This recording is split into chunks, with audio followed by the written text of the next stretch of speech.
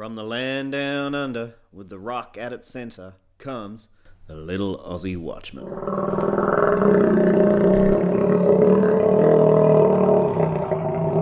On TLAW today, anti-Russian hysteria reaches new lows. Natwest, a UK bank, has just closed funding to RT, Russia's news agency. Of course, this is the Western establishment's continued attempt to control the narrative on such things such as Syria and the Western elite's ambition in the Middle East and beyond. However, I just wanted to pick apart a news article I saw in my least trusted newspaper, The Age, written by the propagandist Nick Miller. Why am I reading rubbish, you say? Well, I'd just like to see what's coming out of the propaganda machine. Nick Miller starts off by saying from the outside this seems to be censorship and that the West should be able to tolerate alternative points of view. Stop right there. The controlled establishment media in the Western world have stopped being interested in alternative points of view for a long, long time. They have pushed an anti-Christian globalist agenda for way too long. Read the reporting on Brexit or the latest trumped-up charges on Trump. It is absolutely disgusting, the one-sided reporting that is being spewed out of the so-called tolerant media. Back to the article. Apparently RT is the favoured media source for UKIP and nutty Trump supporters that deal with conspiracy theories.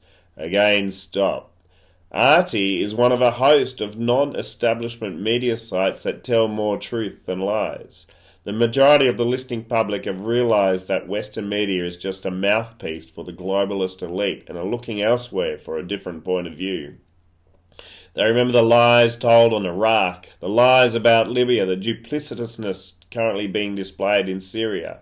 They have listened to the cavalcade of anti-Christian hysteria painting Christians as bigots and haters. The public have realised that they are being lied to and are continue to being lied to. They saw ex-Australian Prime Minister Tony Abbott absolutely destroyed by the media, which whipped up so-called public opinion, and not destroyed by his policies, which continue to stand the test of time. Let's keep going. It seems to delight in taking a perverse position on Western establishment's received wisdom. Well, yes, of course it does. It loves picking apart the lies spewed by the mega-rich through their puppet mouthpieces. Why do you think the West want to shut it down by taking away its funding? Russia is the only country that decided it actively needed to help Christians being slaughtered in Aleppo by mercenaries and Islamists that have been whipped up into a frenzy by donated arms and training from Western-approved sources such as Qatar, Jordan, Saudi Arabia and Turkey. He goes on, it can be frustrating, absurd and just plain wrong in talking about IT. He actually means it can be frustrating that the Western media no longer can claim full control of the hearts and minds of their minions because the minions can find information from other sources. Anyway, Nick Miller continues, and this is the type of rubbish that loses us completely, us minions. It is clearly funded by the Kremlin in order to inject a pro-Russian narrative and greenhouse the kind of nonsense that bubbles under the alternative right blogosphere. Okay, so Russia, a communist left nation which has now realised much of its errors and has reintroduced Christianity into its public life, has joined forces with the right, the so-called arch-enemy, the alternative right. What planet are these propaganda journalists on?